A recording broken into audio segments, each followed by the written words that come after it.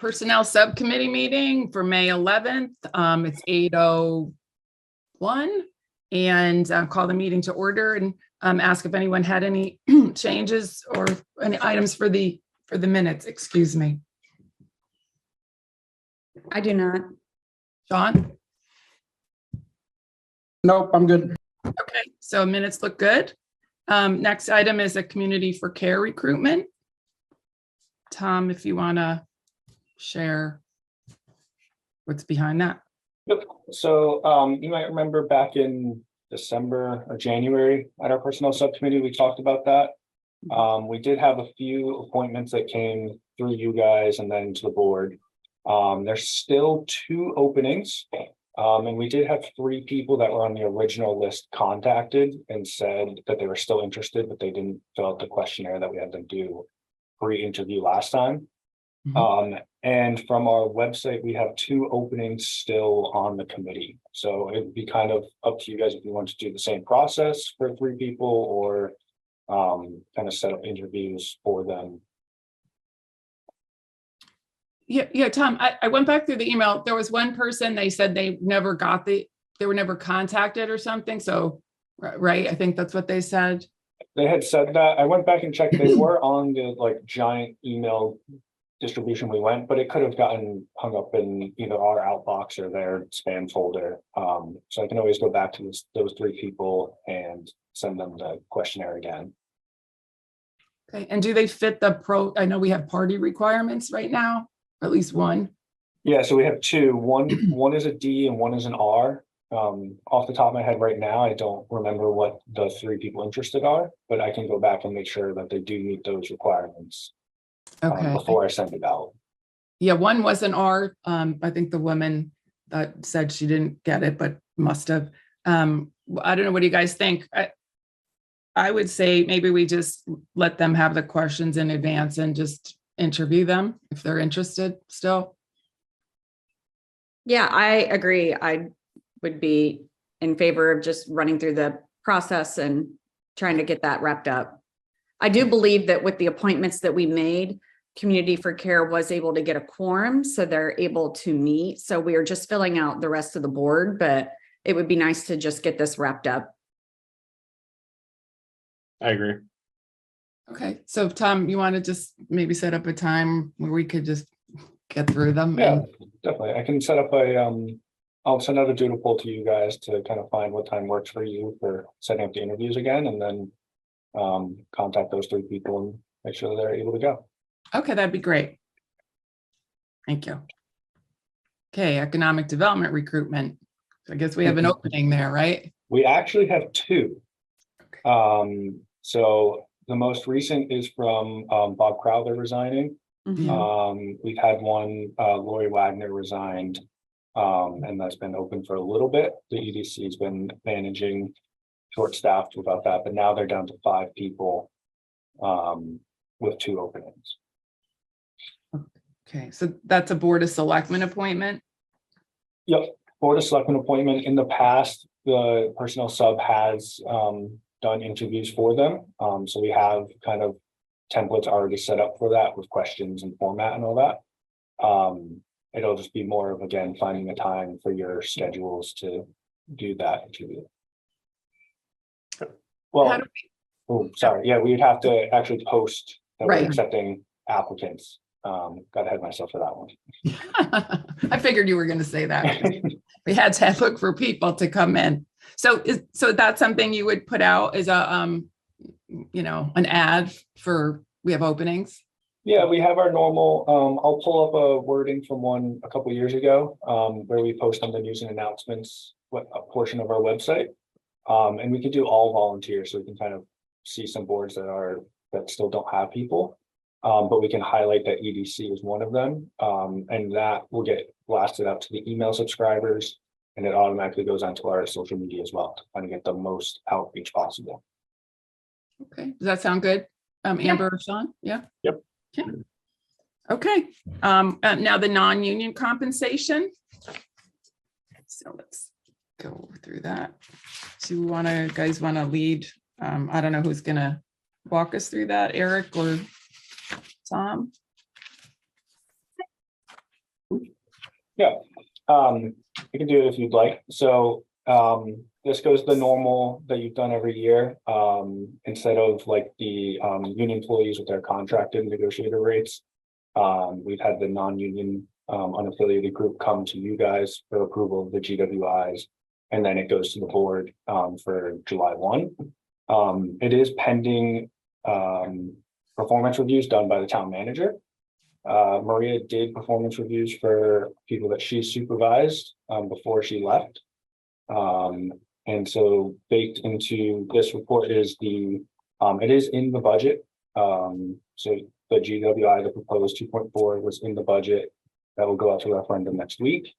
And then there's a few notes for a couple positions that are a little bit more than the 2.4.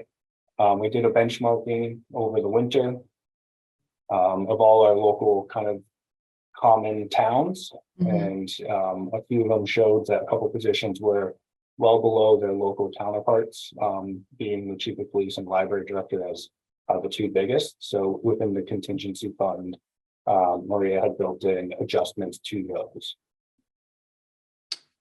Yeah, that was one of the questions I asked. Is there a chart or something that we can include in the packet when we bring it to the full board, just so people may not ask that same question? And I know the chief's on here, he's one of them. So I hate to ask, but it would just show where the reference came from. You know, if you did all that work, it would be good to show it.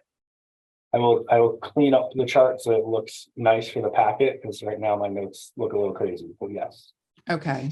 I just think we could get questions, just, you know, one of them is a really large increase, and we could at least show the comparison as to why that is that way. So that would be great. I have a question about the spreadsheet. Mm-hmm. Unless I'm missing it, because I keep looking, is the director of social services not included in this spreadsheet? The director of social services is one of our few department heads that's actually in a union. Okay, that's what I wanted to make sure that. Is it what? I didn't hear that. They're in one of our CSEA groups. Oh, okay. Their union, yeah. Oh, interesting. My question, Deputy Town Manager, current 119 going down to 109? I had that same I question. know that's you, Tom, but is that a typo or what is that? No, yeah, so 119 was the current of Melissa when she was in the role. Yeah. And then the right now is my acting role. I'm at the 106. So then the proposed would be on top of that. A little awkward, but that's what that is. Well, I was going to follow up, Sean. I had the question because I saw the big drop. But what does that do in the next year? If, like, does it impact hiring? You know, if we were to hire somebody, does it impact the level of salary we offer because we're budgeting it lower than kind of what the market is? Well, not only that, but I mean, Tom, cover your ears. We're going to talk about you. I mean, we're undercompensating you compared to the person that was in the role 10 minutes before you. So that's not what we've traditionally done. So. Well, there is a min max, so, right? I mean, based on maybe experience, I would just say that's normal, right? Yes and no. We also pay for talent. So. I mean, we bring people in. We don't bring people in traditionally at the min. We usually bring them in at prior and or mid-range. I mean, we don't follow the union concept for many reasons. It's actually one of the things we struggle with the union, right, Eric? Because we're trying to bring people in at market and the union's demanding we bring them in at the base, and we're losing talent, right? That's correct. Yeah. Well, that might be good information to bring in that chart that we see at the board level, just what the market range is too for that role. Make sure that, you know, we're fair, and if somebody's been in the role for, you know, 10 years versus 5 years. Right. I mean, even at the current rate, that was Melissa's rate, it's still well below the maximum. Agreed. So. It's not, I mean, it's not even near the midpoint, which is traditionally where you start people. Right, so it seems like we're still perhaps on in the bandwidth of experience wise on the the more entry level kind of range, I guess is what I'm trying to say. Yeah, and again, I'm gonna talk about Tom like he's not here, but I mean, has stepped up to the plate, I mean, we haven't missed a beat, right? Multiple interim town managers helped manage the budget process. I wouldn't. That's, Right, I mean, this is a key not role the right for alignment. continuity.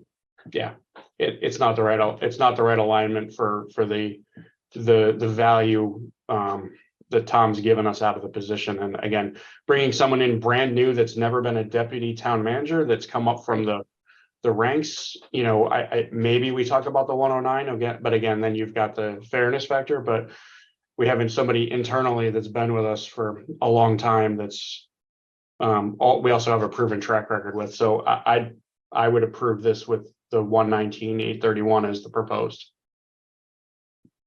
Because I think bringing them over to what Melissa was at, I think is the right number. Well, I think that's a hard conversation to have with the personnel on the call. I don't really know the right way to do that. It's a public conversation, so he's going to hear it one way or another. So. Okay, I would look at, no offense, I think Tom's doing a great job, but he's still new to the position. And how long was Melissa in that role at that salary? So I do think some experience does weigh in on salary, just from my corporate experience. Lots changed since then, Wendy. You can't bring in people at lower numbers. In fact, HR won't let us. I mean, if you have a boy that leaves the position and you bring a girl in at a lower number, you're paying a lot of money in a lawsuit, even if they have no experience for the role. So that's just not how it works anymore.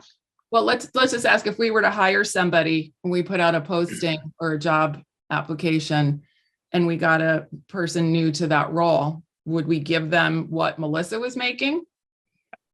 Candidly, and Tom, I don't know if you have the numbers, but I'm guessing 120, 125 is probably what you saw the median. So my data was just ranges. I didn't do actual. I can certainly go back out and get actuals for all the positions. But the range. What was your, I mean, so these are the ranges? Yeah. But like, do you have the numbers for towns? Just throw them at us, Avon. For the ranges of that position?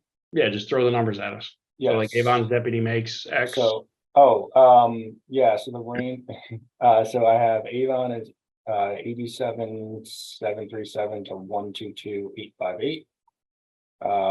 Bloomfield 83,532 to 128,936. But you don't have the actuals.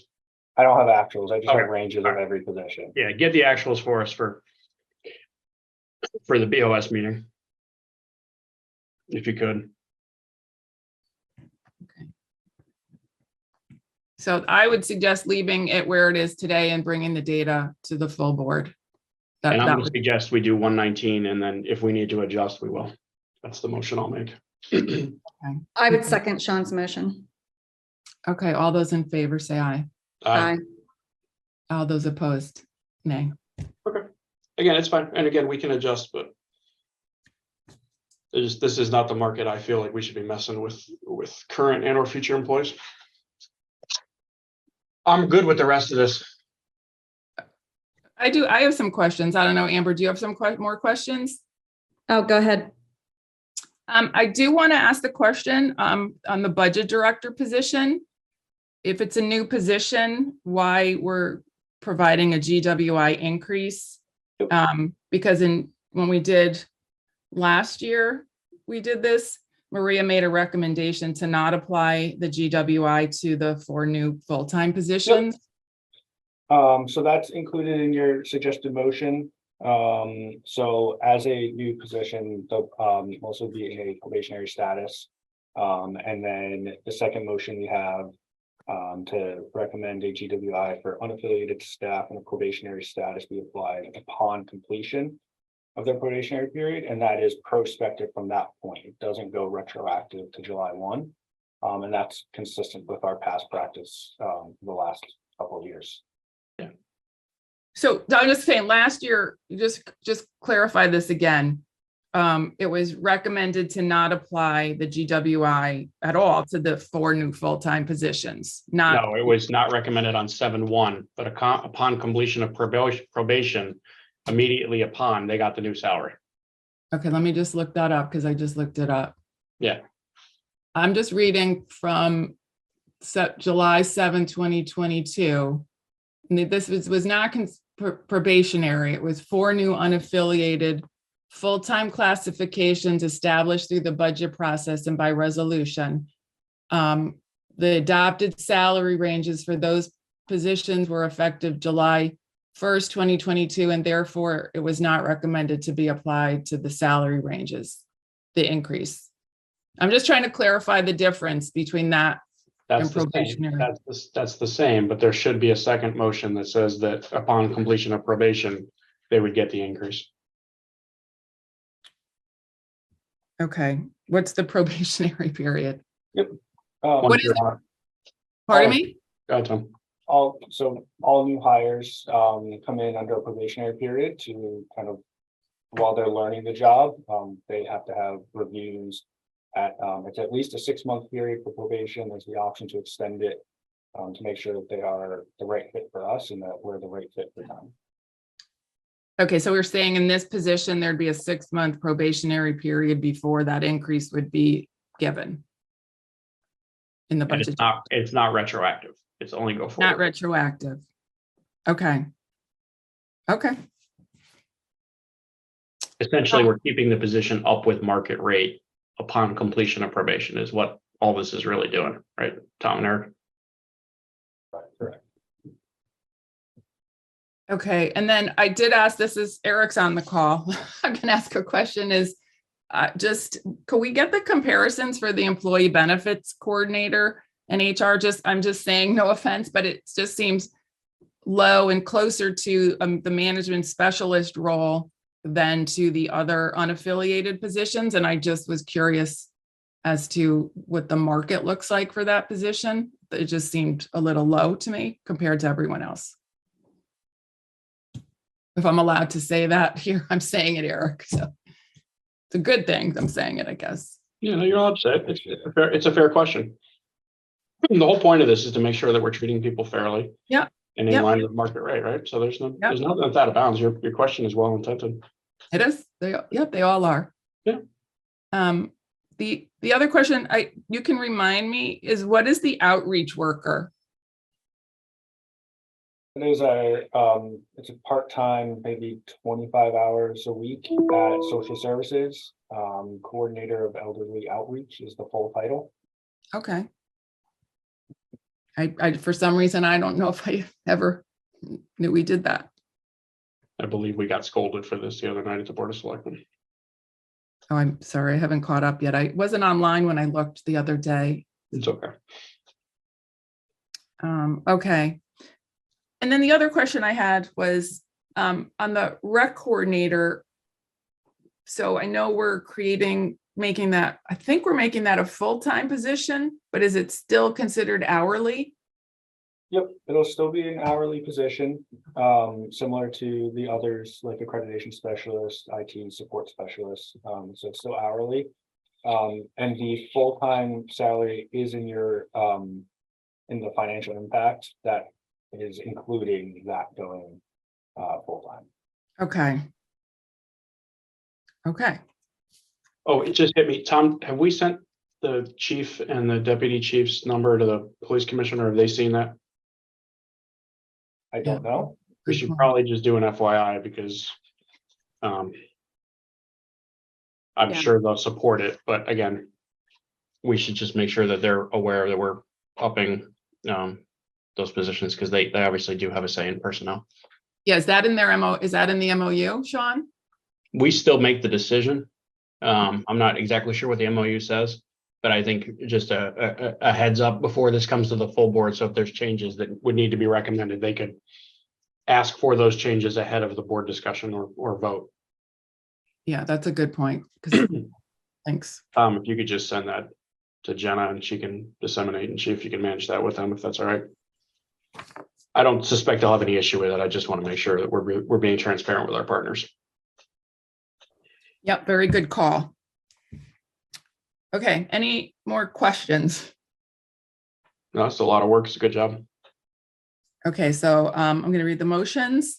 I'm going to read both of them. I move to recommend to the full Board of Selectmen a 2.4% general wage increase for unaffiliated staff effective July 1st, 2023, pending a satisfactory yearly performance evaluation, and that the salary ranges for those classifications be adjusted as presented. Further move to have the proposed general wage increase forwarded to the full Board of Selectmen. I'll do, Move that. you want to do one at a time? Oh, wait, go ahead. Okay, Go ahead. move to recommend to the full Board of Selectmen a 2.4% general wage increase for unaffiliated staff in a probationary status be applied upon successful completion of their probationary status, period. All right, I'll move both of those. I have a Okay. second. Okay, thanks. All those in favor say aye. Aye. Aye. Okay. Move on. Oh, I think we're moving to executive session, correct? So a motion to move into executive session with Eric, Yes. Tom, I'm not sure who's on it. Who's on the call? Just the four of us? Mike Harrington. Oh, and And- Mike Harrington. And the chief? I don't have a list, so, Chief, you're coming too, right? I wasn't sure if I was or not. You should be. I mean, you're the boss right now, so yes. but we're discussing his personnel regarding the police chief, but sure, I don't know. Dismiss me at any time. Okay, so we're moving into a motion to move to executive session with Mike Harrington, Eric Gomes, and the interim town manager, Chief Bolter. Anybody want to move that? I'll move that. I'll second. All those in favor say aye. Aye. Aye.